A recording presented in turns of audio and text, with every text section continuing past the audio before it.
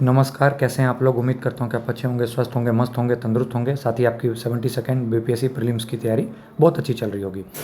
तो हम लोग गांधी जी इन इंडिया तक हम लोगों ने कर लिया था। आज हम लोग उसके बाद आगे चलेंगे।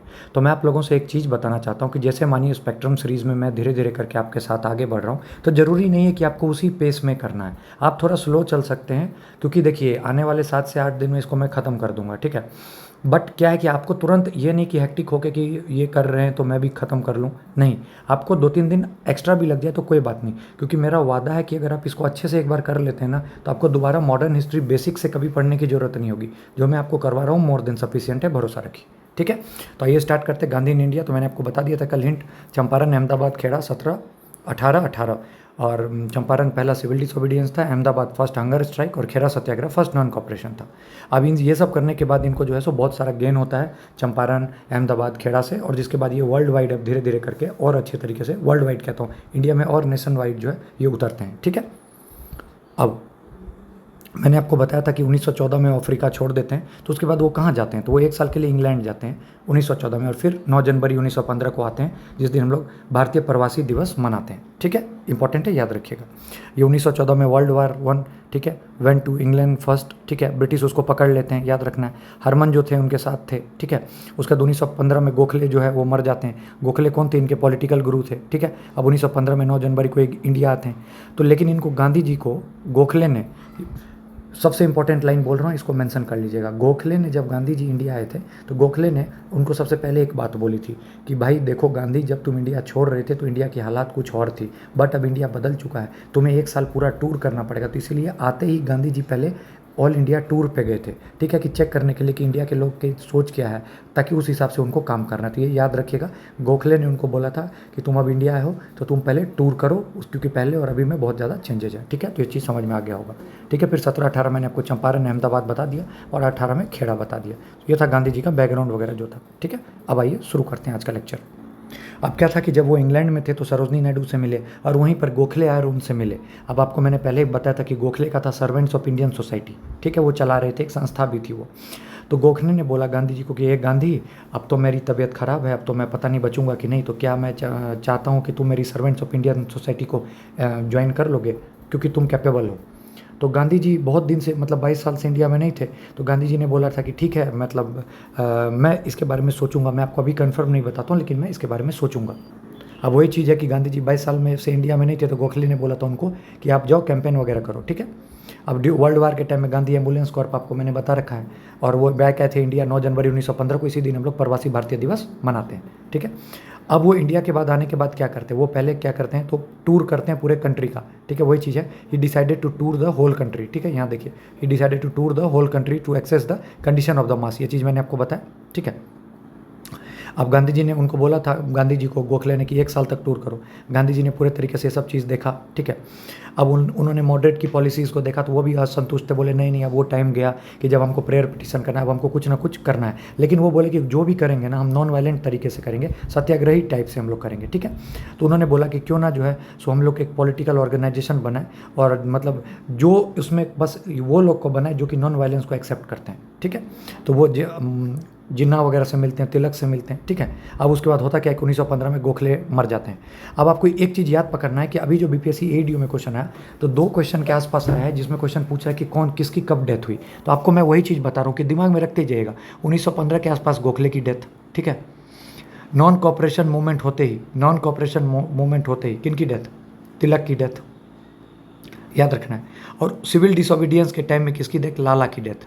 तो ये चीज़ आपको इसके आसपास है, तो ये तो आपको एकदम बिल्कुल दिमाग में छप जाना चाहिए कि कैसा क्या है, कैसे आ सकता है, और क्या इसके और डीप जा सकता है, ठीक है। तो ये चीज़ आपको समझ में आना चाहिए, ठीक है। अब उसके बाद लखनऊ पैक्ट होता है, हम लोगों ने कई बार देख लिया, राजकुमार शुक्ला आते हैं, गांधी जी को जो है बोलते हैं, ठीक है, याद रखना एकदम बढ़िया से। होम रूल लीग में पूछा जाएगा कि गांधी जी ने पार्टिसिपेट किया था, तो नहीं, होम रूल लीग में गांधी जी ने पार्टिसिपेट नहीं किया था। आपको लिखना है लखनऊ सेशन 1916, राजकुमार शुक्ला, और ये इनको लेके गए थे, ठीक है। एक्चुअली राजकुमार शुक्ला गए थे तिलक और जिन्ना के पास, कि आप लोग चलिए, लेकिन वो लोग इतने बिजी थे कि वो इनकी तरफ ध्यान ही नहीं देते। बोले जाओ जाओ जाओ जाओ, तुम राजकुमार शुक्ला तुम जाओ, अभी बाद में आना। तो वो देखे कि गांधी जी थोड़ा मतलब खाली हैं, तो उन्होंने गांधी जी को अप्रोच किया। ठीक है, 1917 में गांधी जी चंपारण गए। अब आपको पता है वहाँ पे इंडिगो प्लांटर्स की दिक्कत थी तिनकटिया सिस्टम के खिलाफ, तो वो वहाँ पे जो है जाके उनकी सारी प्रॉब्लम सुनी और उसके बाद उसके निपटारा के लिए वो लग गए। ठीक है, ये कहानी बहुत पुरानी चली आ रही थी 1850 से। 1 लाख एकड़ में इंडिगो फार्मिंग होती थी। ठीक है, जितने भी लैंड थे उसमें से 20 कट्ठा में से 3 कट्ठा जो इंडिगो ग्रो करना ही करना है, ये एग्रीमेंट था। ठीक है, और इंडिगो के उगाने के बाद क्या होता था कि जो ज़मीन है ना वो इनफर्टाइल हो जाती थी। और 1900 अभी देखिए ये कोई दिक्कत नहीं था तब तक, कि जब तक जो है सो मतलब इंडिगो को बस बोलते थे उगाने के लिए, तो ये लोग उगा देते थे, पैसा बदले में मिलता था।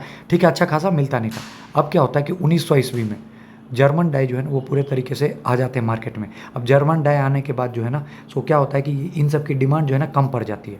तो अब यूरोपियन प्लांटर्स जो थे वो उनसे ज़बरदस्ती पैसा तो मांगेंगे भाई, जबकि उनको उगाने के लिए कुछ नहीं मिल रहा है, लेकिन पैसा तो भाई वो टैक्स लेगा ना ज़मींदार। तो ये बहुत तरीके से परेशान हो गए थे। ठीक है, अब इम्पोर्ट जो था बहुत ज़्यादा कम हो गया था, और लेकिन डिमांड कर रहे थे इंडिगो पूरे चाहिए पूरे चाहिए। मतलब अब पूरे तरीके से ये लोग मतलब किसान इस तरीके से परेशान थे कि भाई मतलब पहले उगा रहे थे तो किसान जो मतलब बाकी ज़मींदार पैसा मांगता था देते थे, ब्रिटिशर्स वगैरह सब परेशान करते थे। अब है कि उगाने के लिए कुछ है नहीं, क्योंकि मार्केट में डिमांड जर्मन डाई की आ गई है और हम लोग अब उगा भी नहीं रहे और हमसे पैसा मांगा जा रहा है, तो ऐसे हम लोग क्या करेंगे। तो यही सब समस्या लेके राजकुमार शुक्ला जो थे वो पहुंचे थे कहाँ, गांधी जी के पास। ठीक है, याद रखना है। और ये सब चीज़ जो मैंने आपको बताया, यूरोपियन डाई, ये डाई, जर्मन डाई, ये सब हो रहा था वर्ल्ड वार 1 के टाइम में। ठीक है, अब आ जाता है चंपारण सत्याग्रह। ठीक है, गांधी जी ने ज्वाइन किया, फिर उसके जस्ट बाद राजेंद्र प्रसाद, महादेव देसाई, जेबी कृपलानी ने ज्वाइन किया। तो बीपीएससी ने यही क्वेश्चन पूछा था कि कौन जो है सो चंपारण सत्याग्रह को लीड कर रहे थे। ऑप्शन में गांधी जी नहीं था, ये 71 की बात बता रहा हूँ, तो आंसर हो जाएगा राजेंद्र प्रसाद। याद करके स्टार मार्क करके लिखिए, गांधी जी के जस्ट बाद अगर कोई पूछे तो राजेंद्र प्रसाद। ठीक है, वही चीज़ है। जैसे ही ये लोग पहुंचते हैं जानकारी लेने के लिए तो तुरंत अथॉरिटी बोलती है जल्दी के जल्दी खाली कर। फिर गांधी जी का वही डायलॉग, आज जेल हुई कल बेल हुई। ठीक है, वही चलता है। गांधी जी ने ऑर्डर को जो है सो बोला कि हम लोग पनिशमेंट फेस करेंगे, लेकिन तुम्हारा एक नहीं सुनेंगे। ठीक है, बढ़िया। अब पैसिव रेसिस्टेंस वगैरह की लोगों ने बात करना शुरू कर दी कि जो होगा देखा जाएगा। गांधी उन लोगों को प्यार से कन्विंस कर लिया, बोला भाई देखो ऐसा है, हमारे बहुत प्यारे किसान भाई हैं, आप लोग मान जाइए ना, प्लीज़ मान जाइए ना, प्लीज़ मान जाइए ना। तो बाद में हो गया कि तिनकटिया को जो है एबॉलिश कर दिया, 25% पर जो है सेटलमेंट हो गया। तो ये 25% पे जो है सेटलमेंट हो गया, ये आपके बीपीएससी ने पूछ रखा है और आगे पूछ सकता है कि पूछेगा कि चंपारण सत्याग्रह के बाद कितने में जो है सो सेटलमेंट कर दिया, तो 25% पे। ठीक है, अब चंपारण एग्रीगेशन कमेटी बनती है, उसमें गांधी जी भी इसके मेंबर रहते हैं। जो इसके हेड रहते हैं वो रहते हैं FG सलाय। कौन रहते हैं? FG सलाय, याद रखना। गांधी और 4 सिविल सर्वेंट जो हैं वो इसके मेंबर रहते हैं। और कौन लीडर रहते हैं चंपारण सत्याग्रह में? ब्रज किशोर प्रसाद, अनुग्रह नारायण सिंह, रामनवमी प्रसाद और शंभू शरण वर्मा। ठीक है, ये तो हो गया आपको किसका? चंपारण का। अब 1917 में क्या होता है, मानसून बहुत गंदा आता है, खेड़ा में क्रॉप पूरे तरीके से डैमेज हो जाता है। लीडर जो है पेटिशन देते हैं गवर्नमेंट को कि भाई अब तो क्रॉप तो उगा ही नहीं, जो उगा वो पूरे तरीके से बह गया, तो अब जो है हम लोग को टैक्स रिड्यूस करो। गवर्नमेंट रिफ्यूज कर जाती है। अब गांधी जी को ये चीज़ पता चलता है, तो गांधी जी ने नो टैक्स कैंपेन जो है यहाँ पे चालू कर दिया। तो याद रखना है खेड़ा में क्या हुआ था, आपको ऐसे याद रखना है, खेड़ा में किस चीज़ के कारण आया था? तो बाढ़ के कारण, खेड़ा में बाढ़ आया था। ठीक है, जिसके कारण ये समस्या हुई, टैक्स का समस्या था। ठीक है, ठीक है। अब उसके बाद क्या आता है, ये तो खेड़ा का समस्या हो गया। क्रॉप डैमेज कहाँ हुआ था? प्लेग आ गया था। महामारी कहाँ आई थी? अहमदाबाद। तो कल को ऐसे करके दे देगा टेबल बना के कि प्लेग कहाँ आया था, तो याद रखना प्लेग कहाँ आया था? अहमदाबाद में। उसके बाद बारिश के कारण जो था ये बाढ़ वगैरह कहाँ आई थी? तो ये आई थी कहाँ? खेड़ा में। ऐसे करके याद रखना है। ठीक है, तो क्रॉप डैमेज हुआ था जब अहमदाबाद में, प्लेग जो आ गए थे, जिसके कारण पूरे तरीके से लोग मर गए थे, बहुत सारे लोग मरे थे, स्कूल बंद हो गया, माइग्रेशन स्टार्ट हो गया, टेक्सटाइल के वर्कर वगैरह जो थे वो इधर उधर भागने लग गए थे। ये अहमदाबाद मिल स्ट्राइक की बात कर रहा हूँ। तो जब वो लोग भागने लग गए थे तो भाई इंडस्ट्री के मालिक को लगा भाई हमारा तो इंडस्ट्री अब तेल लेने चला जाएगा, कुछ मिलेगा नहीं। तो वो क्या किया, बोलते हैं कि अरे भाई सुनो, तुम लोग मजदूर सब जो, तुम क्यों भाग रहे हो, तुम लोग को पैसा चाहिए, लो 75% एक्स्ट्रा दे रहे हैं, लो 75% एक्स्ट्रा लो। मतलब पहले 100 रुपये मिला तब 175 दे रहे हैं। भाई मजदूर सब बोले अरे भाई मरेंगे मरेंगे, पहले पैसा कमाते हैं। तो लोग काम करने लग गए। ठीक है, फिर जस्ट कुछ दिन बाद क्या होता है, जनवरी 18 में प्लेग खत्म हो जाता है। तो अहमदाबाद मिल और ऑनर जो है वो अब 20% बोनस देना शुरू कर दिए। तो भाई वो लोग बोले कि नहीं नहीं ऐसा तो ये तो गलत है, अभी आप 70% दे रहे थे, तुरंत मतलब थोड़ा सा वो आप बदल गए, आप अपना हमको रंग दिखाने लग गए। तो वो लोग बोलते हैं कि करना है काम करो, नहीं तो 70% वाला बात गया, 20% ज़्यादा नहीं देंगे। वर्कर बोलने लग गए कि भाई 50% तो हमको चाहिए। तो वो लोग बोले कि नहीं भाई ऐसा तो संभव नहीं है। तो उसी दौरान उन लोगों ने, वर्कर ने देखा कि गांधी जी हैं, गांधी जी को पकड़ा। अब गांधी जी के जो थे अहमदाबाद मिल के जो ऑनर थे अम्बालाल सारा भाई, वो इनके दोस्त थे। अब गांधी जी ने उनको प्यार से समझाया कि भाई देखो ऐसा है, मान जाओ, तो वो नहीं माने। तो मार्च में वो क्या किया कि फास्टिंग में बैठ गए। तो गांधी जी का पहला जो भूख हड़ताल था वो कहाँ था? अहमदाबाद मिल स्ट्राइक। क्रिस्टल क्लियर हुआ? आज से पहले इतना क्रिस्टल क्लियर नहीं होगा, वही मैं आपको समझा रहा हूँ, अच्छे से पढ़िए, सब हो जाएगा। तो गांधी जी ने जब भूख हड़ताल पर बैठ गए तो फिर थर्ड पार्टी आती है, ये सारा भाई की बहन आती है और वो सेटलमेंट करा देती है नेगोशिएशन 35% में। तो देखिए पहले कितना दिया गया था? 70% बोनस, बाद में ये लोग को 20% पे लेके आ गए, ठीक है। फिर ये लोग किसान वगैरह डिमांड किए 50% चाहिए, फिर गांधी जी आते तो 35% पे डन कर देते। तो देखिए कितना कन्विंसिंग पावर है गांधी जी की, ठीक है, बढ़िया। ठीक है, उसके बाद खेड़ा सत्याग्रह, फर्स्ट नॉन कॉपरेशन, ठीक है, ड्राउट आता है खेड़ा में, ठीक है। उसके बाद क्रॉप फेल्योर हो जाता है। तो रेवेन्यू कोड क्या होता है कि अगर ईल्ड 1/, मतलब उस टाइम में नियम था कि ईल्ड अगर 1/4 से कम है ना, तो फार्मर जो है वो टैक्स वगैरह नहीं देंगे।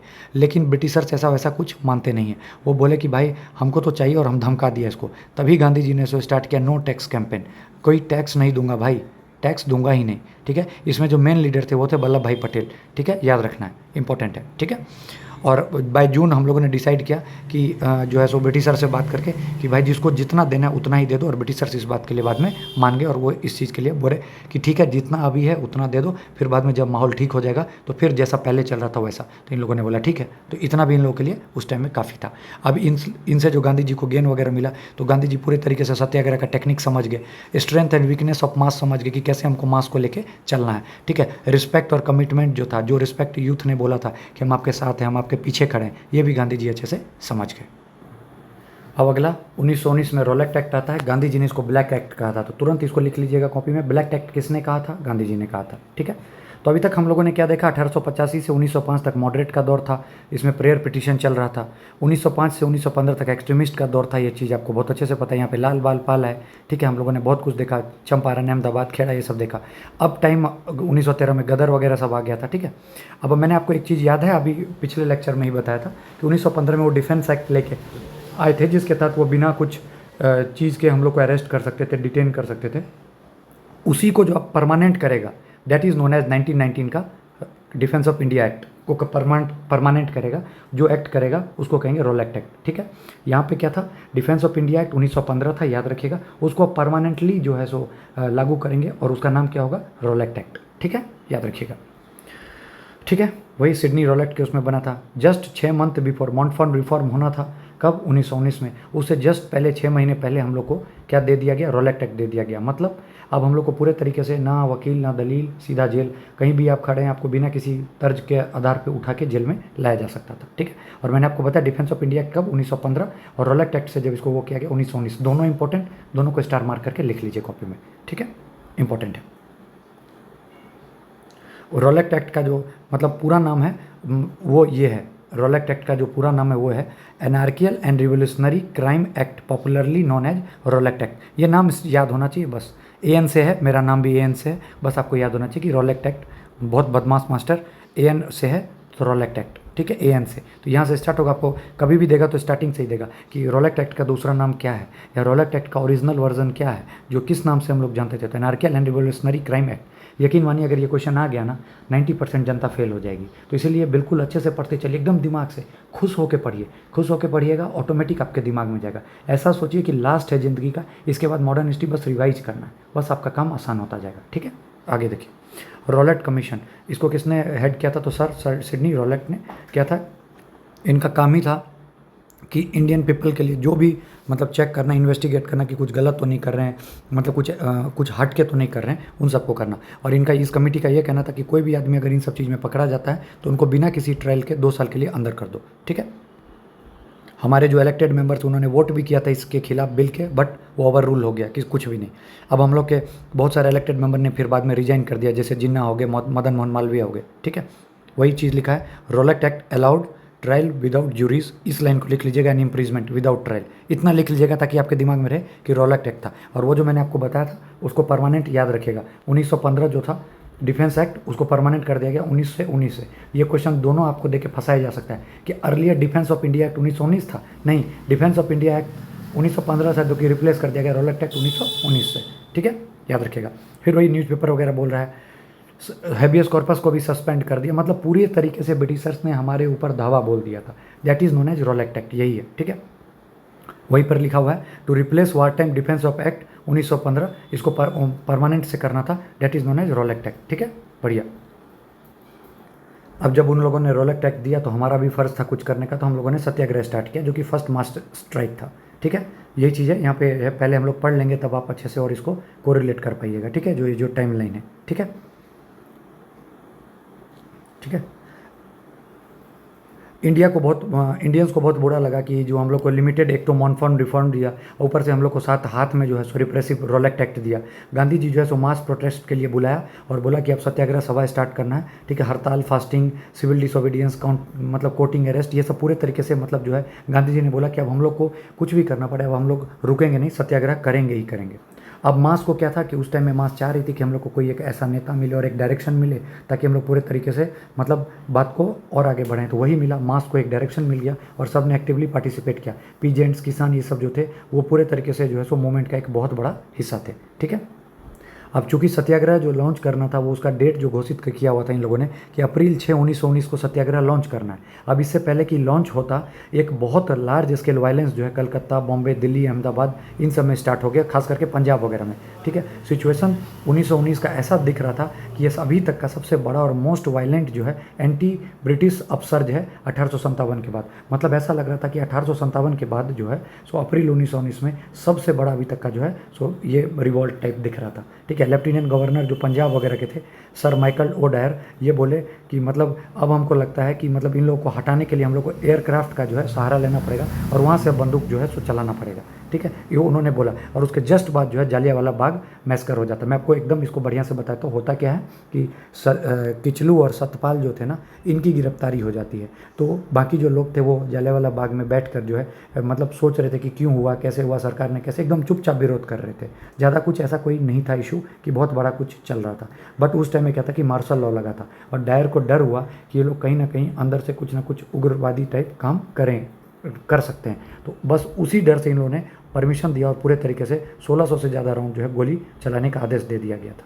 ये याद रखिएगा। बैसाखी का वो त्यौहार था, लोग उसमें जो है सो 20,000 से ज़्यादा लोग उसमें थे। यही अमृतसर का था। अब गेट चूँकि जो था वो नहीं था, एक ही गेट था और उधर बीच में कुआं था, तो बहुत लोग आप देखिएगा कि उसमें कुआं में गिरे हुए बहुत तरीके से गंदे तरीके से मौत हो गई थी। तो वही है आपका Jallianwala Bagh मैसकर। Michael Dyer, general Dyer ने इसको पावर दी, 1600 से ज़्यादा राउंड फायरिंग हुई। अमृतसर सबसे ज़्यादा इसमें मतलब अमृतसर पे बहुत ज़्यादा असर पड़ा। और ये हुआ क्यों था कि सैफुद्दीन और किचलू के जो थे, सत्यपाल जो थे, इनको जो है सो आपको अरेस्ट किया गया था। ठीक है, अब धीरे धीरे करके जो टेंशन वगैरह सब बढ़ा और फिर बात मतलब इस लेवल पे आ गई कि मतलब हम लोग पूरे तरीके से इसके मतलब उसमें एक तरह से शौक हो गए थे सुन के कि इतना ज़्यादा एक साथ जो है सो मतलब कैसे हो जाएगा, क्यों आखिर क्यों इतना ज़्यादा मतलब ऐसा किया गया कि गोली वगैरह चलाएगी। फिर आपको पता है कि बाद में जो है सो कुछ कोई इसका निष्कर्ष नहीं निकलता है, टीम बैठती है, हंटर कमीशन आता है, बट कोई फ़ायदा नहीं होता है। तो वही हम लोग अब जो है देख रहे हैं। बैसाखी के दिन वही लार्ज क्राउड हुआ। ठीक है, बिना वार्निंग के इन पर जो है सो गोली वगैरह चला दिया गया। ठीक है, अब सबसे इंपॉर्टेंट चीज़ लोग जो गलत समझते हैं आप उसको क्लियर कर देता हूँ। 19 अप्रैल को गांधी जी ने हिमालयन ब्लंडर एक जो है सो यूज़ किया था और सत्याग्रह को बंद कर दिया था। सबको यही लगा कि ऐसा कुछ हुआ अमृतसर के कारण, कि अमृतसर में जालियांवाला बाग के कारण, लेकिन नहीं, उस टाइम में इतना भी तेज़ न्यूज़ नहीं फैलती थी। गांधी जी ने जो बोला कि हिमालयन ब्लंडर, वो किसको बोला, क्योंकि उस टाइम में अहमदाबाद में बहुत ज़्यादा वायलेंस चल रहा था और गांधी जी वहीं थे। तो गांधी जी ने it is my mistake and इसको जो है हिमालयन ब्लंडर बोला। सभी लोग यही मान लेते हैं कि जालियांवाला बाग जो घटना है उसी को गांधी जी ने हिमालयन ब्लंडर बोला, जबकि ऐसा नहीं है। उस टाइम में अहमदाबाद में बहुत ज़बरदस्त वायलेंस चल रहा था जिसके कारण बहुत लोग जो थे घायल और मौत हो गई थी, इसलिए गांधी जी बोला। वही मैं बोल रहा हूँ, till now Gandhi ji not knowing that कि जालियांवाला बाग ऐसा कुछ हुआ है, क्योंकि वो जेल में थे अहमदाबाद के। ठीक है, तो इसको स्टार मार करके लिख लीजिएगा, दिमाग में रख लीजिएगा कि गांधी जी ने हिमालयन ब्लंडर किसको बोला था। तो याद रखना किसको बोला था, अहमदाबाद में जो पंगा हो रहा था उसको बोला था। डायरेक्ट भी पूछ सकता है कि जो हिमालयन ब्लंडर किसको बोला था, किसने बोला था, तो डायरेक्ट आपके दिमाग में पता होना चाहिए, तो आपका काम बहुत आसान है। ठीक है, और इसी दौरान उन्होंने यंग इंडिया, फिर नवजीवन, ये सब 2 न्यूज़पेपर जो है वो गांधी जी ने लिखना स्टार्ट किया था। ठीक है, डायर का एक्शन ने जो है सो ब्रिटिश रूल का अंत का जो है सो एक कहानी लिखना शुरू कर दिया, क्योंकि बिना पूछे तुम इतना बड़ा करोगे तो तुम भारतीयों को बेवकूफ़ तो नहीं समझते हो, कल को वो आज नहीं तो कल जगेंगे ही। ठीक है, फिर APJ टेलर जो थे वो बोलते हैं कि जालियांवाला बैग मैसकर जो था वो एक डिसिसिव मूवमेंट था जब Indians were alienated from the Britishers rule. ये इन्होंने ऐसा कुछ कथन बोला था। ठीक है, अब इससे होता क्या है कि मतलब पंजाब पॉलिटिक्स पे इसका बहुत गंदा फर्क पड़ता है। भगत सिंह और उधम सिंह जो है पूरे तरीके से एकदम आग बबूला हो जाते हैं। उधम सिंह बाद में जो है सो जनरल माइकल ओडायर की जो है हत्या कर देते हैं, ठीक है, याद रखिएगा। और ये वो गवर्नर थे जो कि रिस्पॉन्सिबल थे ब्रूटल सप्रेशन 1940 में। तो याद रखना, आपको पता बाद में कल को पूछेगा ओडायर की हत्या किसने की थी, तो याद रखिएगा उधम सिंह ने की थी। स्टार मार करके लिख लीजिए, बीपीएससी ने इसको पूछ लिया, उधम सिंह किल्ड ओ माइकल ओडायर, ठीक है। अब इसके लिए कमेटी बनेगी कि भाई जालियांवाला बाग जो हुआ उस कमेटी में क्या होना था क्या नहीं होना था इन सब के लिए। तो हंटर कमेटी बनती है, ठीक है। कमेटी जो इंक्वायरी होती है उसके जो मेन वो रहते हैं मॉन्टेग रहते हैं, ठीक है। पर्पस क्या था, इन्वेस्टिगेट करना कि क्यों हुआ। उसमें 3 इंडियंस भी थे, तो ये याद रखना है कि कभी भी क्वेश्चन पूछेगा। साइमन कमीशन में, आगे की बात बता रहा हूँ, साइमन कमीशन में कोई इंडियन नहीं था, याद रखिएगा। लेकिन जो था ये जो बना था, कौन सा हंटर कमीशन बना था, किस चीज़ के लिए, टू चेक या फिर टू इवैल्यूट जो 1919 में जालियांवाला बाग मैसकर हुआ था, इसके लिए। तो इसमें 3 इंडियन थे, कौन थे, सरदार साहिबजादा सुल्तान, पंडित जगत नारायण और सर चिमन लाल, ठीक है।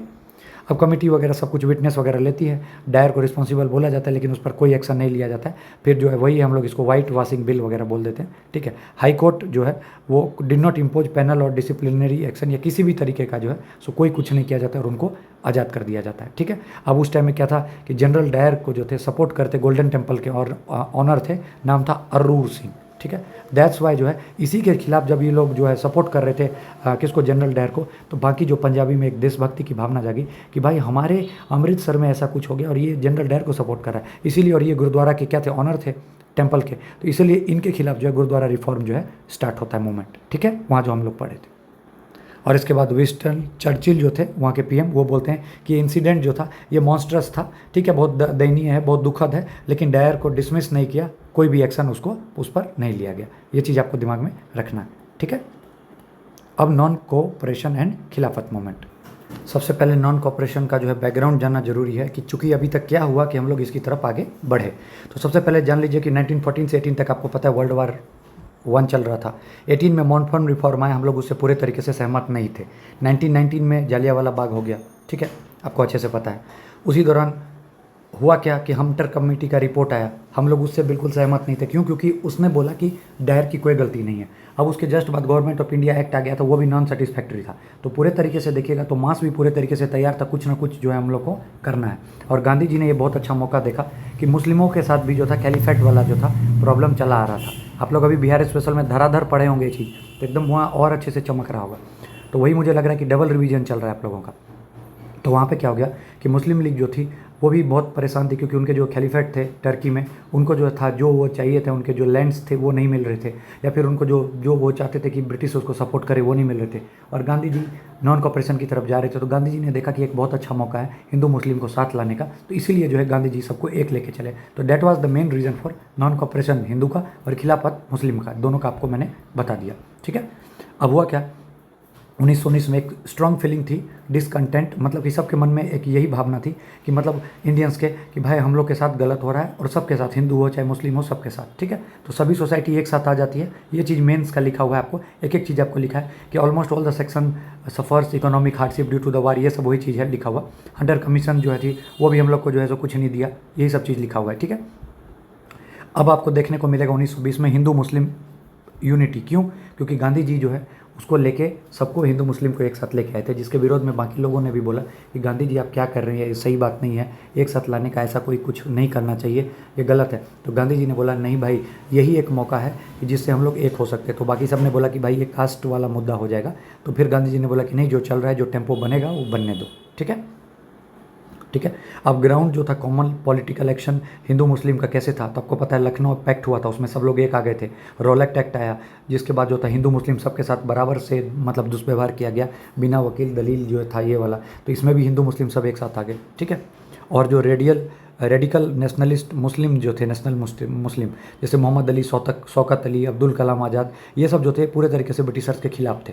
तो मतलब ये सब चीज़ जो था हम लोग को जो है और बढ़िया जो था, हमारे लिए बढ़िया था, हमारे फेवर में था कि सब लोग एक हो जाएंगे तो ब्रिटिशर्स के छक्के छुड़ा सकते हैं, ठीक है। यंगर जो एलिमेंट थे वो लोग भी हमारे साथ थे, बोले कि हम लोग एक्टिव पार्टिसिपेंट करेंगे, बस आप लोग आगे रखो, ठीक है। तो अब वही चीज़ है, 1919 से लेकर 22 तक जो था ब्रिटिशर्स को अपोज किया गया दो बड़े मास मूवमेंट के थ्रू। और वो कौन कौन था, तो खिलाफत था और नॉन कॉपरेशन था। ये चीज़ हम लोग अभी उतने देर से बात कर रहे हैं, ठीक है। Two movement emerge from the separate issue. अब देखिए दोनों का अलग अलग इशू है। नॉन कॉपरेशन का इशू आपको मैंने बताया, ये मॉन्टफॉर्म रिफॉर्म वगैरह से पूरे तरीके से खुश नहीं थे। फिर उसके बाद रॉलेक्ट एक्ट वगैरह दे दिया गया, तो इधर से वो थे। और उधर मुस्लिम के साथ क्या प्रॉब्लम थी, तो मुस्लिमों के साथ उनके जो खलीफाट थे टर्की वाले, उनको भी जो था, ये लोग जो चाहते थे, डिमांड कर रहे थे कि उनको ब्रिटिश सपोर्ट करे आफ्टर फर्स्ट वर्ल्ड वार, वो उन लोगों ने नहीं किया। तो ब्रिटिशर्स का अलग था और गांधी जी ने ये चीज़ देख लिया, तो दोनों को एक लेके आ गए, यही चीज़ था। ठीक है, देख लीजिए वही चीज़ बोल रहा है, इधर नॉन कॉपरेशन, इधर खिलाफत। अब खिलाफत इशू के बारे में अब अच्छे से डिटेल में देखते खिलाफत के बारे में क्या, वही चीज़ जो मैंने बोला उसको और बढ़िया से देख लिया। मुस्लिम जो था ऑल ओवर द वर्ल्ड जो था इंक्लूडिंग इंडिया, वो लोग मानते थे कि टर्की के जो सुल्तान है खलीफा, वो अपने उसके स्पिरिचुअल लीडर हैं। ठीक है, ठीक है। अब वर्ल्ड वार वन के क्या होता है कि टर्की ने जो है सो क्या कर दिया, मतलब टर्की को जो है साइड कर दिया गया जर्मनी और ऑस्ट्रेलिया के साथ अगेंस्ट ब्रिटिश, मतलब Turkey plus Germany plus Australia versus British. ठीक है, और खलीफट जो थे इनके जो सुन्नी जो है वो हेड माने जाते हैं। ठीक है, और मुस्लिम चाहते थे कि ब्रिटिशर्स जो थे ये उनकी सब बात को माने, जैसे खलीफट के पास जो है इनफ टेरिटरी होना चाहिए, जैसे अरब में मक्का मदीना है, तो खलीफट वर्सेज जो है ब्रिटेन, ये चीज़ वाल चल रहा था। और जो हमारे मुस्लिम थे वो लोग चाहते थे कि भाई ब्रिटिश जो है उनको सपोर्ट करें, उनके खिलाफ ना लड़ें। ठीक है, ये बात चल रही थी। अब मैं यहाँ पे आपको समझाता हूँ यहाँ पे होता क्या है। 1915 में अली ब्रदर जो थे ना, वो मतलब टर्क के जो थे वो जेल चले गए थे। ठीक है, और वहीं पर मुस्लिम लीग का जो एक सेशन होता है 1918 में, जो कि लीड करते कौन, एम.ए. अंसारी। ठीक है, वो चाहते हैं कि अरब का जो लैंड है, जो लैंड जो है वो खलीफा को दे दिया जाए। ठीक है, लेकिन ब्रिटिशर्स ऐसा कुछ मानते नहीं हैं। तो ब्रिटिशर्स जब नहीं मानते तो मुस्लिम लीग के जो लीडर थे वो बोलते हैं कि चलो ठीक है, अब ऑल इंडिया खिलाफत कमेटी बनाई जाए। ठीक है, बॉम्बे में। ठीक है, जिसके कि प्रेसिडेंट होते हैं सेठ चौटानी। तो आप बस इतना लिखिए, इतना में आपको कुछ नहीं लिखना है, इतना में बस आपको लिखना है कि ऑल इंडिया खिलाफत कमेटी जो बनती है उसके प्रेसिडेंट होते हैं सेठ चौटानी। कब? सितंबर 1919 में। आपने लिख लिया। ठीक है, इंपॉर्टेंट। ठीक है, फिर उसका दिलो खिलाफत डे वगैरह बनाते, ये सब इंपॉर्टेंट नहीं है। फिर ऑल इंडिया खिलाफत कॉन्फ्रेंस जो होता है दिल्ली में होता है। ठीक है, उसमें जो प्रेसिडेंट बनते हैं वो बनते हैं गांधी जी। तो याद रखिएगा कि गांधी जी जो है वो कब बनते हैं ऑल इंडिया मुस्लिम या ऑल इंडिया खिलाफत कॉन्फ्रेंस जो है उसके प्रेसिडेंट, तो जब ये दिल्ली में मीटिंग होती है तो याद रखिएगा। और क्यों बनते हैं? ताकि शो करें कि हिंदू मुस्लिम की यूनिटी है। तो ये चीज़ आपको याद रखना है। ठीक है, क्वेश्चन इंपॉर्टेंट है, कल को पूछ सकता है। ठीक है, दिल्ली वाले में बने थे गांधी जी। अब ब्रिटिशर्स का भी वही डिमांड था कि खलीफा का जो कंट्रोल है उसको जो है रिटेन करो, और उसको जो है जो उसकी सफिशिएंट टेरिटरी है उसको वापस कर दो। ठीक है, ये सब चीज़ जो है बोला जाता है किसने? अली ब्रदर्स के द्वारा, शौकत अली, मोहम्मद अली, जो मैंने आपको बताया। और उन लोग का ये था, एम क्या था? उनका एम यही था कि ब्रिटिशर्स का जो रवैया जो टर्की के खिलाफ उल्टा है उसको ठीक करके और उनको सपोर्ट करे। ठीक है, तो यही एक मौका था गांधी जी के साथ। उनको भी लगा कि जब ये लोग नॉन कोऑपरेशन कर रहे हैं तो अगर हम लोग भी मिल के खिलाफत कर देंगे तो बवाल आ जाएगा। तो आपने समझ लिया होगा कि खिलाफत का रीज़न क्या था, खिलाफत क्यों हुआ। आपको बताया मैंने खिलाफत क्यों हुआ कि जो टर्की के जो वो कैलिफट थे उनसे जो उनकी इनफ टेरिटरी थी वो सब ले ली गई थी। पूरे तरीके से उसको देखा जाए तो कुछ भी उनके लिए नहीं छोड़ा गया। तो हम लोग ये जो हमारे जो मुस्लिम भाई लोग थे वो लोग चाहते थे कि उनको जो है सो सम्मान मिले, जो उनकी इनफ टेरिटरी थी उनको वापस कर दिया जाए। तो ये मुस्लिम लीग की प्रॉब्लम। हम लोग का प्रॉब्लम क्या था? 99 का जो मॉन्टफॉर्म रिफॉर्म था उससे हम लोग संतुष्ट नहीं थे। हमारे साथ कैरेट एंड स्टिक वाला पॉलिसी अपनाया गया, रॉलेट एक्ट दे दिया गया। तो इसलिए अब हम दोनों जो है कंबाइन आ गए। दोनों का हम लोग का अलग अलग था मुद्दा, लेकिन हम लोग उसको एक प्लेटफॉर्म पर ला के लड़ने के लिए तैयार थे। ठीक है, ये तो खिलाफत का बता दिया। अब देखिए खिलाफत, अब नॉन कॉपरेशन भी आएगा। खिलाफत के जो लीडर थे उन्होंने पीसफुल मेथड पहले मीटिंग पिटेशन सब किया, लेकिन जब उन लोगों ने देखा कि मतलब कुछ हो नहीं रहा है तो धीरे धीरे करके फिर बॉयकॉट करना शुरू किया। फिर उसके बाद ऑल इंडिया खिलाफत कमेटी बनती है जो कि ब्रिटिशर्स गुट को पूरे तरीके से बॉयकॉट कर देती है। ठीक है, खिलाफत लीडर बोलते हैं कि हम लोग ये सब चीज़ को जो है सो छोड़ देंगे अगर हम लोग हमारी बात वो मान ले। ठीक है, गांधी जी क्या करते हैं? दिल्ली वाले में आपको मैंने बताया कि वो क्या थे, प्रेसिडेंट ऑफ ऑल इंडिया खिलाफत कमेटी। वो एक अपॉर्चुनिटी देखते हैं कि मास नॉन कोऑपरेशन अगेंस्ट गवर्नमेंट की अब जो है सो एक टेम्पो बन रहा है ना, था पूरे तरीके से उतार देना चाहिए। 1920 की बात बता रहा हूँ। वो पूरे तरीके से आप माहौल देख लेते हैं। अब देखिए यहाँ पे होता क्या है, हिंदू और मुस्लिम जो है ज्वाइंट डेपुटेशन जो है सो स्टार्ट होता है। ठीक है, मतलब दोनों मिल जाते हैं और जाते हैं वाइसराय के पास, बोलते हैं कि देखो ऐसा है, हमारा ये मुद्दा है, हमारा ये मुद्दा है। वाइसराय बोलता है चल निकल पहली फुर्सत से। अब जब जैसे ही उसने इंटरटेन नहीं करता है, ठीक है, तो फिर ये लोग जो है सो इंग्लैंड तक जो है बात जो है सो पहुंचाने की कोशिश करते हैं। यहाँ भी ये लोग फेल हो जाते हैं। तब उसके बाद ये लोग 19 मार्च को खिलाफत डे मना लेते हैं। अब 1920 में ट्रीटी ऑफ सेवरीज होती है। ठीक है, जिसमें टर्की को डिसमेंबर्ड कर दिया जाता है। अब होता क्या है कि ट्रीटी ऑफ सेवरीज जो मैंने आपको बताया, ये क्या करते हैं, टर्की को डिसमेंबर्ड कर देते हैं। मतलब जो एक तो वो लोग जो डिमांड कर रहे थे कि इनको कुछ मिले, पूरे तरीके से टर्की को अलग ही कर देते हैं। मतलब ट्रीटी ऑफ सेवरीज जो 1920 का था, ये अनफेवरेबल था ऑटोमैन एम्पायर मतलब खलीफेट के लिए। मतलब समझिए कि पूरे तरीके से उसको हटा ही दिया, सुल्तान का अथॉरिटी को ही जो एकदम छोटे छोटे एरिया में जाके दे दिया।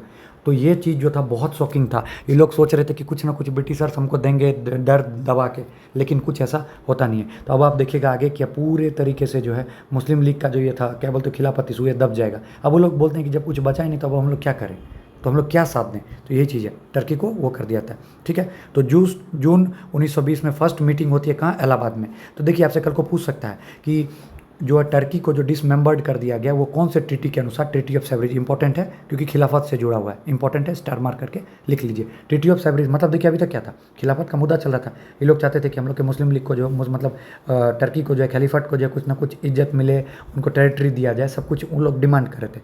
और ब्रिटिशर्स बाद में ऐसा स्टेप लेते हैं, क्या करते हैं, ट्रीटी ऑफ सेवरीज के तहत उसको डिसमेंटल कर देते हैं, अलग ही कर देते हैं। तो भाई इसके कारण जो है सो पूरे तरीके से जो है सो दिक्कत हो जाता है। ठीक है, तो ये बाद में जो है इनको जो है बाद में ऑटोमन जो है ये इसको एक्सेप्ट भी कर लेते हैं। ये चीज़ आपको याद रखना है, ठीक है, इंपॉर्टेंट है, बाद में एक्सेप्ट भी कर लेते हैं। तो ये चीज़ याद रखना है, ट्रीटी ऑफ सेवरीज। ठीक है, अब जून 1920 में क्या होता है, फाइनल मीटिंग होती है इलाहाबाद में, डिसाइड किया जाता है कि अब हम लोग जो है सो नॉन कोऑपरेशन को स्टार्ट करेंगे। ठीक है, कांग्रेस के लीडर भी यहाँ पे होते हैं। ठीक है, अब कांग्रेस का जो है सपोर्ट एसेंशियल होता है खिलाफत मूवमेंट के सक्सेस के लिए। ठीक है, महात्मा गांधी सपोर्ट करते हैं किसको, satyagraha, non cooperation against the government on the Khilafat issue. ठीक है, अब इसी पर जो है कांग्रेस डिवाइड हो जाता है। तिलक बोलते हैं कि भाई ये सब तुम गलत कर रहे हो, गांधी क्या है यार ये रिलीजियस मुद्दे पे तुम इसको एक करके ले गए, ऐसे थोड़ी होता है। ठीक है, अब मुस्लिम लीग चूंकि गांधी जी को देखते कह रहे भाई गांधी जी बहुत अच्छे तरीके से काम करे, तो वो भी बोलती है कि हम लोग भी आपको फुल सपोर्ट देंगे, आप लोग जो कीजिएगा हम लोग आपके साथ हैं। ठीक है, अब बाद में गांधी बोलते हैं कि तिलक भाई गुस्सा क्यों हो रहे हो, मैं तुम्हारा भाई हूँ ना, मैं कुछ ना कुछ बड़ा सोच रहा हूँ। तिलक बोलता है नहीं गांधी गलत बात है। बोलता है नहीं भाई, तिलक भाई सुनो ना, मैं कुछ सोच के ही कर रहा हूँ ना, सबको एक करके लाऊं। तिलक बोलता है नहीं भाई जात पात के नाम पर मत करो ना। गांधी बोलता है मैं तुम्हारा भाई हूँ ना। तो बाद में तिलक वगैरह सब मान जाते हैं। तो गांधी लास्ट में सबको कन्विंस कर देते हैं। यही चीज़ है पॉलिटिकल एक्शन के लिए। ठीक है, क्योंकि ये गोल्डन अपॉर्चुनिटी था। वही पूछा है कि क्यों, कैसे कन्विंस करते हैं और उसका क्या फ़र्क होता है। तो गोल्डन अपॉर्चुनिटी था हिंदू मुस्लिम यूनिटी के लिए, डिफरेंट सेक्शन ऑफ हिंदू मुस्लिम सिख ईसाई सब एक साथ आ जाते हैं, सबको जो है सो समान अधिकार दिखता है कि हम लोग पूरे तरीके से इनको हटा देंगे। ठीक है, और कांग्रेस जो था जो है धीरे धीरे करके जो है भरोसा खोता जा रहा था, कॉन्स्टिट्यूशन स्ट्रगल इन सब में। तो वो लोग जो था, क्योंकि जब उन लोगों ने देखा कि हंटर कमेटी जो थी उसका जो है सो रिपोर्ट देख के हम लोग को डर भी लग रहा था, तो इसलिए हम चाहते थे कि सब एक रहे। तो ये मौका गांधी जी ने देखा तो गांधी जी को बड़ा अच्छा लगा। तो जब ये सब चीज़ तिलक को समझाया तब तिलक बोलता है गांधी जी आपके पास तो बहुत दिमाग है। तिलक बोलता है तुम्हारा भाई हूँ ना। ठीक है, तो फिर अब क्या होता है कि कांग्रेस जो होता है अवेयर होती है कि मास जो है वो पूरे तरीके से मतलब ज़बरदस्त तैयार है। तो इसलिए कांग्रेस जो है सब मास को एक साथ लेके आ रही है कि हम लोग ऑर्डर देंगे और ये पूरे तरीके से बर्बाद कर देंगे सबको। ठीक है, अब उसी के दौरान मैंने आपको बताया कि तिलक की मौत हो जाती है नॉन कॉपरेशन के दौरान ही। तो ये हम लोग को बहुत बड़ा झटका लगता है। तो आप इसको स्टार मार्क करके लिख लीजिए, Tilak died during non cooperation 1920, important है। अब नॉन कॉपरेशन का कंसेप्ट क्या है, तो ब्रिटिश रूल क्या होता है, ब्रिटिश रूल हमारे पर क्यों आए, ब्रिटिश हम पर क्यों रूल कर पा रहे हैं, क्योंकि हम लोग उसको सपोर्ट कर रहे हैं। अगर हम कोऑपरेट करेंगे नहीं तो कैसे रूल कर देंगे। तो यही महात्मा गांधी ने जो है अपनी हिंद स्वराज किताब में लिखा है कि Britishers rule in India was founded with the participation of Indians, मतलब इंडियंस के कारण ही वो यहाँ पर शासन कर पा रहे हैं। और यहाँ पे कर क्यों रहे हैं, क्योंकि वो हम लोग कोऑपरेट कर रहे हैं। Without Indian comply British rule will and. ये क्वेश्चन आपसे डायरेक्ट पूछ सकता है कि कल को पूछ देगा कि बिना इंडियन के कंप्लाई, बिना इंडिया के सहायता के ब्रिटिश का जो है शासन वो खत्म हो जाएगा। ये बात किसने बोला था, तो ये बात बोला था गांधी जी ने बोला था। वही बोला था कि अगर इंडियन फेल टू कंप्लाई तो ब्रिटिश कंट्रोल जो है वो 1 साल में खत्म हो जाएगा और स्वराज मिल जाएगा। ये आपके CDPO एग्जाम में BPSC में आया हुआ है। तो ये पूरा ही इंपॉर्टेंट है, स्टार मार्क कर लीजिए। ठीक है, with the success of the Rowlatt Satyagraha under him Gandhi ji decided to take things to the next level.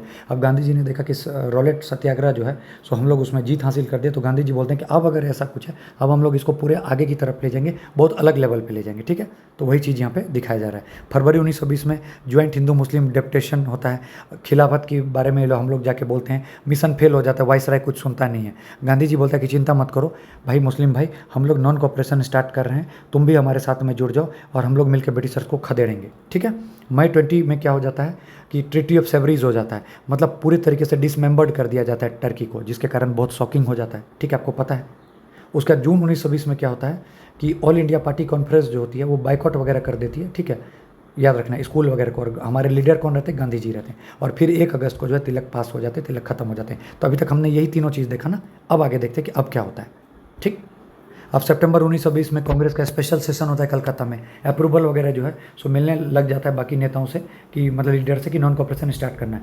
5 सितंबर को नॉन कॉपरेशन स्टार्ट होता है। अब इसमें बात उठती है कि नॉन कॉपरेशन हम लोगों ने चालू कर दिया। ठीक है, पहली चीज़ तो आपके दिमाग में होना चाहिए कि नॉन कॉपरेशन 1920 से चलेगा, 21 में बहुत ज़बरदस्त चलेगा, 22 में 4 मई 1922 को चौरा चौरी के बाद जो है ये पूरे तरीके से डाउन हो जाएगा। तो तब तक ये 1920 से 22 का पीरियड जो है नॉन कॉपरेशन का पीक है।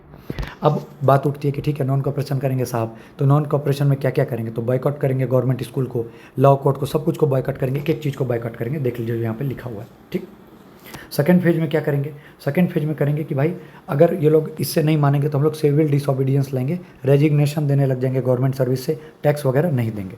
अब फाइनली ये इंपॉर्टेंट, अभी तक नहीं बोला लिखने के लिए कि इस सेशन में क्या हुआ, इस सेशन में क्या हुआ, अब इस सेशन को लिखिए। दिसंबर 1920, 5 स्टार, नागपुर सेशन, प्रेसिडेंट सी विजय, फी विजय। तो मैं कैसे लिखता हूँ, मैं कैसे याद रखता हूँ? 1920 नाग विजय, नॉन कॉपरेशन ऑफिशियली अडॉप्टेड, खत्म, एक लाइन में खत्म। 1920 नागपुर सेशन, सी विजय राघव, और इसमें जो है सो नॉन कॉपरेशन को ऑफिशियली बोल दिया जाता है कि अब हम लोग करेंगे, पीसफुली करेंगे। ठीक है, बात यहाँ पे चल जाती है। ठीक है, कांग्रेस बोलती है कि सेल्फ गवर्नमेंट के लिए हम लोग करेंगे, कॉन्स्टिट्यूशनल और लीगल मीन्स के लिए करेंगे। गांधी जी बोलते हैं नहीं भाई, हम लोग स्वराज के लिए करेंगे और पीसफुल तरीके से करेंगे। ठीक है, और ब्रिटिशर्स को मतलब क्या कहते हैं, पहले प्रेम से बोलेंगे, अगर वो मान गए तो ठीक, और अगर ब्रिटिशर्स नहीं माने तब तो फिर बढ़िया लेवल पे करेंगे। अब ऑर्गेनाइजेशनल चेंज में क्या क्या होता है? तो कांग्रेस वर्किंग कमेटी में 15 मेंबर्स होते हैं, पॉलिटिकल कांग्रेस कमेटी बनती है लिंग्विस्टिक बेसिस पे, और एंट्री फी जो है वो 4 आना कर दिया जाता है। तो बीपीएससी का बहुत फेवरेट क्वेश्चन, कौन सा कांग्रेस का सेशन है जहाँ पर जो है सो जो एंट्री फी है कांग्रेस की वो 4 आना हो जाता है? पहले 1 रुपये था, अब यहाँ से 0.25 पैसा हो जाता है। तो याद रखिएगा कौन से सेशन में है? 1920 का नागपुर सेशन। और इसको किसने प्रिजाइड किया है? सी विजय राघवाचारी ने। और इंपॉर्टेंट क्या है 1920 का सेशन? क्योंकि यहाँ पे नॉन कॉपरेशन मूवमेंट को ऑफिशियली जो है वो मिल गया था मान्यता। ठीक है, बढ़िया, एकदम समझ में आ गया। ठीक। गांधी जी ने बोला था कि अगर हम लोग एक साथ मिलके 1 साल तक सब करें काम और ब्रिटिशर्स को सपोर्ट ना करें तो ब्रिटिशर्स 1 साल के अंदर भाग जाएंगे। ठीक है, ठीक है, और वही चीज़ उन्होंने बोला था कि अगर 1 साल तक हम लोग सब कुछ ये करेंगे तो नॉन कॉपरेशन अगर इम्प्लीमेंट कर देंगे 1 साल के लिए तो वो लोग पूरे तरीके से भाग जाएंगे। ठीक है, अब ये बात सुन के कुछ लीडर को जो है समझ में नहीं आया कि गांधी जी क्या करना चाह रहे हैं, जैसे जिन्ना हो गए, एनी बेसेंट हो गए, इन लोगों ने जो है सो कांग्रेस को छोड़ दिया, ये याद रखना है। ठीक, इंपॉर्टेंट है। कुछ लीडर्स लेफ्ट कांग्रेस, उसमें जिन्ना, एनी बेसेंट और कर पड़े। फिर आपको पता है सुरेंद्र नाथ बनर्जी ने फाउंड किया इंडियन नेशनल लिबरल फेडरेशन। कुछ नया क्वेश्चन बनेगा बीपीएससी में तो ये डायरेक्ट बन सकता है कि इंडियन नेशनल लिबरल फेडरेशन किसने? एस एन बनर्जी ने। कॉपी में छोटा सा लिख लीजिए, कल को इंपॉर्टेंट क्वेश्चन आ गया मैच द फॉलोइंग में, आपको पता होना चाहिए, नया क्वेश्चन हमने पढ़ा है, स्पेक्ट्रम में दिया है। ठीक है, बढ़िया से। अब अगला मैंने आपको बताया 1921-22 में जो है अपसर्ज था, पीक था नॉन कॉपरेशन मूवमेंट का। अब धीरे धीरे करके कैसे करके स्प्रेड ऑफ द मूवमेंट हुआ, नेशन वाइड हुआ, गांधी जी, अली ब्रदर्स, बहुत लोग जो है सो स्कूल कॉलेज वगैरह छोड़ के आ गए। अभी देखिए मैं चीज़ आपको बता रहा हूँ, फिर से बताऊँगा, जितना भी मूवमेंट होगा वो एक तरफ, ठीक है, अभी का जितना मूवमेंट हो एक तरफ जितना मूवमेंट, और एक आगे में आएगा क्विट इंडिया मूवमेंट वो एक तरफ।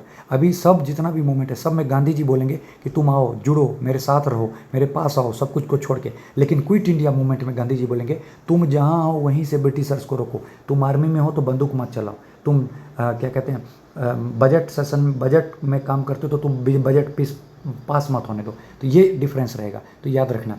पहले क्विट इंडिया से पहले गांधी जी सबको बुलाते थे, लेकिन बाद में जो है सो वहीं बोलते थे कि तुम जहाँ हो वहीं से काम करो। तो ये इंपॉर्टेंट है। ठीक है, अब स्टूडेंट पार्टिसिपेशन, अभी सब मेंस का टॉपिक है, सब लोग आएंगे एक साथ जो है सो पूरा एकदम पार्टिसिपेशन होगा, सब जगह जो है सो तोड़ फोड़ होगा, मतलब एकदम पहले स्टार्टिंग में शांति से चलेंगे, स्कूल छोड़ देंगे, बॉयकॉट करेंगे पूरे तरीके से, वही सब चीज़ चलेगा। ठीक है, टाउन में क्या होता है, फॉरेन क्लॉथ को छोड़ देंगे, मतलब जो क्या कहते हैं लिकर वगैरह सब है उसको जो है सो मतलब बेचना ही नहीं देंगे पूरे तरीके से। लॉयर्स जो है, ठीक है, जो वकील वगैरह सब काम नहीं करेंगे। मोतीलाल नेहरू, जवाहरलाल नेहरू, सी आर दास, ये सब जो अपना प्रैक्टिस छोड़ देंगे। तिलक स्वराज फंड जो है वो 1 करोड़ रुपए जो है सो उसको हो जाता है। मैं आपको बताया था कल भी जब बिहार स्पेशल पढ़ा रहा था कि नॉन कॉपरेशन के दौरान तिलक फंड जो है वो 1 करोड़ पैसा जो है उसको मिल जाता है, ताकि कैसे कैसे करके आगे ऑर्गेनाइज करना है सब कुछ उसमें जो है सो किया जा सके। तो लिख लीजिए यहाँ पे तिलक फंड जो है कब होता है, उसको 1 करोड़ पास कर जाता है, कब? During NCM. ठीक है, ठीक है, इसी दौरान आपको लोकल स्ट्रगल वही एका मूवमेंट, मापिला रिब्रो, ये सब दिखाई देता है। बहुत लोग जो हैं अली ब्रदर्स जो हैं, चाहे देखिएगा, मतलब वो लोग मुस्लिम को बोलते हैं कि तुम लोग आर्मी छोड़ दो, ठीक है, ब्रिटिशर को सपोर्ट नहीं करना है, तो अली ब्रदर को बाद में अरेस्ट कर दिया जाता है, ठीक है। पूरे तरीके से कांग्रेस जो है सो धीरे धीरे मतलब बॉडीज़ को बोलती है कि अब हम लोग को सिविल डिसोबीडियंस भी जो है चालू करना पड़ेगा, इसीलिए नो टैक्स मूवमेंट वगैरह जो है मिदनापुर, इन सब जगह जो है सो वो भी स्टार्ट कर दिया गया कि हम लोग टैक्स नहीं देंगे, ठीक है, पूरे तरीके से। वही चीज़ आपको दिख रहा है। असम में जो है सो बागान मालिक जो हैं वो भी जो है सो पूरे तरीके से स्ट्राइक कर देते हैं कि हम लोग कुछ भी नहीं करेंगे। इंडियन रेलवेज में जो काम कर रहे थे वो रेलवे छोड़ देते हैं, मतलब पूरे तरीके से, ठीक है। लेकिन सब तरह के जो लोग देखिएगा वो सपोर्ट नहीं करते, लिमिटेड रिस्पॉन्स रहता है, ठीक है। मतलब लीडर्स जैसे राजेंद्र प्रसाद है, ठीक है, वल्लभ भाई पटेल, इन सब से हम लोग को मिलता है। और जो वोमेन वगैरह सब थी वो पर्दा सिस्टम को छोड़ देती है और पूरे तरीके से आ जाती है। अपना तिलक वगैरह जो फंड में जो बताया कि आपको 1-1 लाख करोड़ जो रुपए आते हैं, वो कैसे आते हैं, लोग सब जो वोमेन है अपना गहना वहना बेच के जो है पैसा देती है। स्टूडेंट एक्टिव वॉलंटियर बन जाते हैं, बिजनेस क्लास जो है सपोर्ट करते हैं, और पीजेंट वगैरह सब तो हमारे हीरो हो जाते हैं, पूरे तरीके से सपोर्ट। मतलब हम लोग को बहुत ज़्यादा जो है मतलब सोसाइटी से जो है बहुत ज़्यादा सपोर्ट मिलने लग जाता है। पीजेंट का जो है मैसिव पार्टिसिपेशन होता है। इसी में दिखता है कि हिंदू मुस्लिम यूनिटी आपको फर्स्ट एंड लास्ट टाइम इतने ज़बरदस्त पीक दिखेगी, इसके बाद फिर अब डिग्रेडेशन नहीं होगा, ठीक है। पूरे तरीके से गांधी जी मुस्लिम मास को जो है सो मतलब गांधी जी जाते हैं कहाँ, मस्जिद में माइक पर जो है जाके वो उनसे बात करते हैं, उनको अनाउंस करते हैं। तो सोचिए क्या ज़बरदस्त माहौल रहा होगा, हिंदू मुस्लिम की ज़बरदस्त यूनिटी होगी पीक पे, ठीक है। अब गवर्नमेंट का क्या होता है, तो गवर्नमेंट में जो है बातचीत होती है, लॉर्ड रीडिंग, आपको पता है मैंने बताया था 21 से 26 तक मैंने बहुत पढ़ाई की, 1921 से लेके 1926 तक मैंने बहुत पढ़ाई की। जैसे आपने 2021 से लेकर 2026 तक बहुत पढ़ाई की, तो मैंने 1921 से लेकर 1926 तक पढ़ाई की। तो इस दौरान वायसराय कौन थे, लॉर्ड रीडिंग, तो इसीलिए बोला लॉर्ड रीडिंग, बोले मेरे साथ लॉर्ड रीडिंग 21 से 26, ठीक है। गांधी जी के बीच में और लॉर्ड रीडिंग के बीच में बातचीत होती है। गवर्नमेंट चाहती है कि अली ब्रदर को मतलब बोला जाए, गांधी जी तुम जाके अली ब्रदर को समझाओ, हे गांधी तुम जाके अली ब्रदर को समझाओ कि वायलेंट एग्रेशन जो है, एग्रेसिव भाषण ना दे, ठीक है। तो गांधी जी को बोला, गांधी जी बोला कि भाई मैं क्या बोलूँ, वो लोग खुद बहुत परेशान है, आप लोगों ने ऐसा किया है। और गवर्नमेंट चाहती थी कैसे भी करके हिंदू मुस्लिम का झगड़ा करा दिया, लेकिन ऐसा कुछ होता नहीं था, ठीक है। वॉलंटियर कॉर्प्स जो था, अब वो लोग क्या करते थे, ये लोग को मतलब दबाने की पूरे तरीके से कोशिश की गई। ब्रिटिशर्स आए, सब पर जो है लाठीचार्ज और इन लोग को दबाने की कोशिश की, और ये लोग भी बोल दिए कि कांग्रेस को इलीगल डिक्लेयर किया जा रहा है, और ये लोग भी पूरे तरीके से डंडा चल रहा है, ये लोग मार खा रहे हैं, लेकिन हट बिल्कुल भी नहीं रहे। सबको गिरफ्तार कर लिया गया गांधी जी को छोड़ के, क्योंकि ब्रिटिशर्स बहुत तेज थे, वो जानते थे कि अगर गांधी को गिरफ्तार कर देंगे तो भाई फिर तो पूरा तरीके से आग वाग लगा दिया जाएगा, ठीक है। और जब गांधी से बातचीत हुई तो गांधी जी ने बोला कि यही ऐसे ऐसे हम लोग की डिमांड है, लेकिन कोई भी नेगोशिएशन उन लोगों ने नहीं माना, ठीक है। अब गांधी जी के दो थे, कंस्ट्रक्टिव वर्क था जैसे जिसमें स्वदेशी खादी था, अनटचेबिलिटी था, हिंदू मुस्लिम यूनिटी। डिस्ट्रक्टिव में जो है गांधी जी का बाइकआउट आता है, ठीक है, ये इंपॉर्टेंट है। 1920 का सेशन नागपुर वाला बताया था, राघवाचारी नागपुर का, चार आना हो गया था 1 रुपये से, ये याद होगा। 1921 का सेशन हकीम अजमल खान प्रिजाइड करते हैं, बस नाम पता मुझे। अब last phase of the movement होता है। गांधी क्या था, गांधी को छोड़ के सबको अरेस्ट कर लिया जाता था। गांधी क्या था, इनक्रीज प्रेशर थे कांग्रेस का, क्यों, क्योंकि गांधी को सब बोला जा रहा था कि भाई सिविल डिसोबीडियंस करो गांधी को, अहमदाबाद सेशन में 1921 में, ठीक है। अब पूरे तरीके से माहौल आप समझ सकते हैं कि उस टाइम में क्या होगा। गांधी को बोला जाता, गांधी ये छोटे छोटे चीज़ करके आप जो है सो आगे नहीं बढ़ रहे थे, सिविल डिसोबीडियंस कीजिए, पूरे तरीके से मतलब ज़बरदस्त तरीके से हम लोग जो है सो आपका साथ देंगे। लेकिन गांधी जी डर रहे थे क्योंकि उनका पॉलिसी ही नहीं था ये। अब प्रिजाइड ये था किसका, 1921 में जो था मेन तो CR दास का था, जबकि वो जेल में थे। तो इनकी जगह पे जो किसने किया, तो हकीम अजमल खान ने। ये क्वेश्चन भी इंपॉर्टेंट है, देखिए 1920 का मैंने आपको बताया, C विजय राघवचारी, ठीक है, नागपुर सेशन। 1921 में CR दास के पास था सब कुछ कि CR दास को करना था, बट वो कहाँ थे, जेल में। तो इनकी जगह पे किसने किया, हकीम अजमल खान ने। ये इंपॉर्टेंट है, 1921 का सेशन याद रखिएगा। 21 से 26 लॉर्ड रीडिंग बताया, और हकीम अजमल खान 1921 में किया था, क्योंकि CR दास कहाँ थे, जेल में थे, ठीक है। अब गांधी जी को बोला गया the soul authority of on the issue के लिए कि आप आइए और बताइए कि अब क्या करना है, क्योंकि मामला बहुत गड़बड़ हो रहा है, ठीक है। तो 1922 के 1 फरवरी को गांधी जी को जो है सो बोला गया बार बार कि आप जो है सो मतलब सिविल डिसोबीडियंस अब लॉन्च कीजिए किसी भी तरीके से, ठीक है। तो गांधी जी ने बोला ठीक है। तो गांधी जी ने जो है सो ब्रिटिशर्स को धमकाया कि अब हम लोग जो है सिविल डिसोबीडियंस लॉन्च करेंगे गुजरात से, अगर तुम हमारे पॉलिटिकल प्रिजनर को नहीं छोड़ोगे तो, या हमारे प्रेस पर से जो कंट्रोल नहीं हटाओगे, क्योंकि तुम हमारे पॉलिटिकल प्रिजनर्स को ज़बरदस्ती जो है बंद करके रखे हुए हो, और प्लस तुम हमारी कोई भी बात सुनते नहीं हो, और प्रेस में जो है सो हम लोग को कोई बोलने का अधिकार नहीं है, ठीक है। तो ये मूवमेंट स्टार्ट होने वाला ही था, होने ही वाला था। हम लोगों ने बोला कि 1 फरवरी से स्टार्ट करेंगे। तब तक क्या होता है कि चौरा चौरी के बाद हम लोग को ये चीज़ रोकना पड़ जाता है, ठीक है। चौरा चौरी के बाद हम लोग को ये चीज़ रोकना पड़ जाता है, ये चीज़ इंपॉर्टेंट है। और सबसे क्वेश्चन पूछेगा कि मौलाना हसरत मोहानी वीआईपी स्टार मार्क कीजिए, इन्होंने कंप्लीट इंडिपेंडेंस की पहली बार बात की थी 1921 में। तो पूछेगा किसने सबसे पहली बार कंप्लीट इंडिपेंडेंस की बात की थी, तो वो नहीं, 1929 का सेशन तो अलग है, जवाहरलाल नेहरू ने की थी कंप्लीट इंडिपेंडेंस की, बट सबसे पहली बार किसने की थी, तो मौलाना हजरत मोहानी ने। और ये बीपीएससी 60th में क्वेश्चन पूछा गया 1921 में, मौलाना हजरत मोहानी। ठीक, बढ़िया। अब चौरा चौरी में होता क्या है, चौरा चौरी विलेज है गोरखपुर में। 5 फरवरी 1922 को पुलिस ने जो है एक लीडर को मारा, पूरे तरीके से गंदे तरीके से मारा। अब भीड़ तो पूरे तरीके से पागल हो गई, उसने उस पुलिस स्टेशन को ही आग लगा दिया, जिसमें 22 पुलिसमैन जो थे मर गए। अब ये चीज़ देख के गांधी जी ने जो है सो मूवमेंट को विड्रॉ कर लिया, बोला अब हमसे बर्दाश्त नहीं होगा, ये सब चीज़ बहुत गलत है, ये सब तुम लोग लाओ जो है मेरे तरीके से करोगे, मेरा ये सब है ही नहीं। क्योंकि गांधी जी का वही खादी अनटचेबिलिटी ये सब था। गांधी को अरेस्ट कर लिया गया मार्च 1922 में, और कहाँ भेज दिया गया, 6 साल के लिए जेल भेज दिया गया। ठीक है, याद रखना है। और फिर उन्होंने बोला कि अब मैं चौरा चौरी के बाद नॉन कॉपरेशन को ख़त्म करता हूँ। 12 फरवरी को बारदौली रिजोल्यूशन होता है। अब बोला जाता है कि नॉन कॉपरेशन खत्म, ओनली कंस्ट्रक्टिव वर्क। तो ये याद रखिएगा, बारदौली रिजोल्यूशन अभी तक कहीं नहीं आया, लेकिन कल को बारदौली रिजोल्यूशन आएगा। तो 1922 का याद रखिएगा, जब चौरा चौरी खत्म हुआ था, जब चौरा चौरी इंसिडेंट हुआ था, लोग मरे थे, गांधी जी को जेल ले जाया जा रहा था, तो गांधी जी ने बारदौली रिजोल्यूशन की बात की थी कि नॉन कॉपरेशन को बंद करते हैं अभी से, ओनली कंस्ट्रक्टिव वर्क। अब जस्ट इसके उल्टा क्या होगा, तो आपको पता है क्या हो जाएगा, बाकी लोग गुस्सा हो जाएंगे। तो अब गांधी जी ने क्यों कॉल ऑफ किया, तो पता है आपको, Chaura Chauri violence struggle, true से स्ट्रगल की बात कर रहे थे। ठीक है ना, कि अगर स्ट्रगल चल रहा है तो बीच में गैप देना जरूरी है, फिर स्ट्रगल चलेगा, क्योंकि हमेशा एक एनर्जी जो है, एक टेम्पो मेंटेन नहीं रहता है। बोलता है अगर violence would be there, Britishers would a chance they can do anything. अगर हम लोग वायलेंस देंगे तो ब्रिटिशर्स तब ना कुछ करेंगे, अगर हम लोग वायलेंस करेंगे नहीं तो उनके पास कुछ ऐसा मौका ही नहीं होगा कि ज़्यादा हम लोग को सप्रेस कर सकें। ठीक है, फिर चौरा चौरी इंसिडेंट वही चीज़ है। ठीक है, सेम चीज़। अब इसके बारे में आप अपना पढ़ते रहिएगा, कुछ ऐसा नहीं है, कहानी बता दी हम, वायलेंट मूवमेंट था। ठीक है, इसलिए इसको दबाया गया बाद में। ठीक है,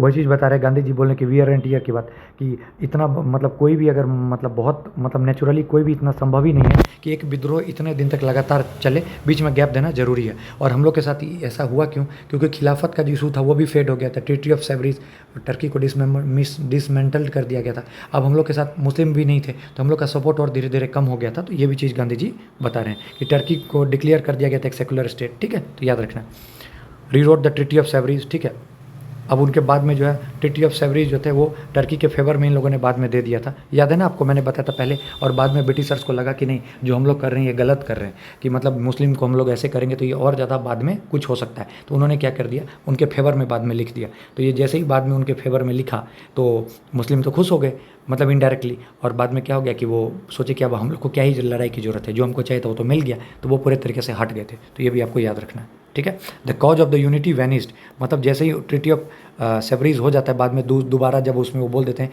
कि टर्की के फेवर में दे दिया, तो ये जो सब लोग यूनिटी थी वो ख़त्म हो गई। जैसे आपके दोस्त और आप हैं कि कोई चीज़ का था कि जब तक पैसा आएगा या पेपर तक, और आपका दोस्त का मेडिकल में सिलेक्शन हो गया, नीट क्लियर हो गया या एसडीएम बन गया, तो भाई अब वो चला जाएगा ना अपना काम करने के लिए। तो वही चीज़ थी, इन लोग को जो चाहिए था वो मिल गया। ठीक है, तो कांग्रेस से वो हट गए। ठीक है, याद रखिएगा। मोपला जो विद्रोह था, ये जो था मतलब इंडियन हिंदू और मुस्लिम के बीच में दिखा था कि कितना ज़बरदस्त जो था तालमेल था। ठीक है, अब खिलाफत को देखिएगा तो वही पॉजिटिव नेगेटिव, ये चीज़ आपको उतना नहीं पढ़ना है, क्या है ये मेंस का है, तो मैं इसको स्किप कर रहा हूँ। ठीक है, ठीक है, ठीक है, ये सब चीज़ मेंस का है, आपको इतना कुछ अभी पढ़ने की जरूरत नहीं है। ठीक है, अब यहाँ से आपका दूसरा चैप्टर स्टार्ट होगा, तो हम लोग इसको अब कल देखेंगे। कल आपका जो है first part of the modern history है, 50% के आसपास आपका मॉडर्न हिस्ट्री कल खत्म हो जाएगा। ठीक है, तो आप लोग को बहुत ज़बरदस्त समझ में आ रहा होगा, उम्मीद करता हूँ। अब वही अगला CR दास वगैरह स्वराज पार्टी गया सेशन आपको बहुत अच्छे से पता है। कल हम लोग 1923 पे पहुंच जाएंगे और करते करते साइमन कमीशन तक अच्छे से साइमन कमीशन को कल निपटा देंगे। तो कल समझिए हम लोग आज़ादी की तरफ एक और स्टेप जो है अपना बढ़ाते जाएंगे। ठीक है, अच्छे से समझ में आ रहा होगा। All the best, God bless you, thank you.